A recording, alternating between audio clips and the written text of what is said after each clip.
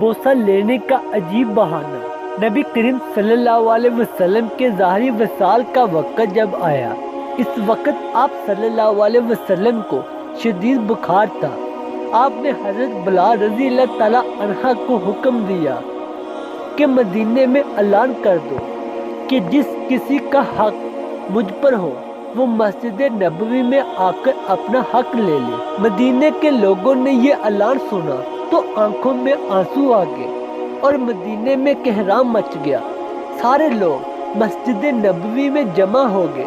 صحابہ کرام رضوان اللہ کی آنکھوں میں آنسو تھے، دل بے چین بے قرار تھا۔ پھر نبی کریم صلی اللہ علیہ وسلم تشریف لائے۔ آپ کو اس قدر تیز بخار تھا کہ آپ کا چہرہ مبارک سرخ ہو جا رہا تھا۔ نبی کریم صلی اللہ علیہ وسلم نے فرمایا، اے میرے ساتھیوں، تمہارا اگر کوئی حق مجھ پر باقی ہو تو وہ مجھ سے آج ہی لے لو۔ میں نہیں چاہتا کہ میں اپنے رب سے قیامت میں اس حال میں ملوں کہ کسی شخص کا حق مجھ پر باقی ہو۔ یہ سن کر صحابہ کرام رضوان اللہ کا دل تڑپ اٹھا۔ مسجد نبوی میں آنسوؤں کا ایک سیلاب بہہ اٹھا۔ ایک صحابی کھڑے ہوئے، روایتوں میں ان کا نام عکاشہ آتا ہے۔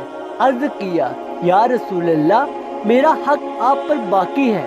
آپ جب جنگ احد کے لیے تشریف لے جا رہے تھے تو آپ کا کوڑا میری پیٹھ پر لگ گیا تھا، میں اس کا بدلہ چاہتا ہوں۔ یہ سن کر حضرت عمر رضی اللہ تعالیٰ عنہ کھڑے ہو گئے اور کہا، کیا تم نبی کریم صلی اللہ علیہ وسلم سے بدلہ لوگے؟ کیا تم دیکھتے نہیں کہ آپ صلی اللہ علیہ وسلم بیمار ہیں؟ اگر بدلہ لینا ہی چاہتے ہو تو مجھے کوڑا مار لو، لیکن نبی کریم صلی اللہ علیہ وسلم سے بدلہ نہ لو۔ یہ سن کر آپ صلی اللہ علیہ وسلم نے فرمایا، اے عمر، اسے بدلہ لینے دو، اس کا حق ہے۔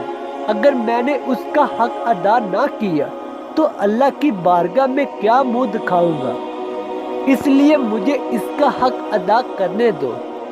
آپ نے کوڑا منگوایا اور حضرت عکاشہ کو دیا اور کہا کہ تم مجھے کوڑا مار کر اپنا بدلہ لے لو۔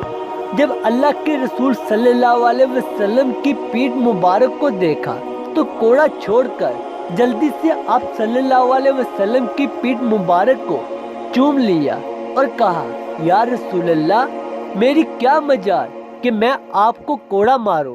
میں تو یہ چاہتا تھا کہ آپ کی مبارک پیٹھ پر لگی مہر نبوت کو چوم کر جنت کا حقدار بن جاؤں۔ یہ سن کر آپ صلی اللہ علیہ وسلم مسکرائے اور فرمایا، تم نے جنت واجب کر لی۔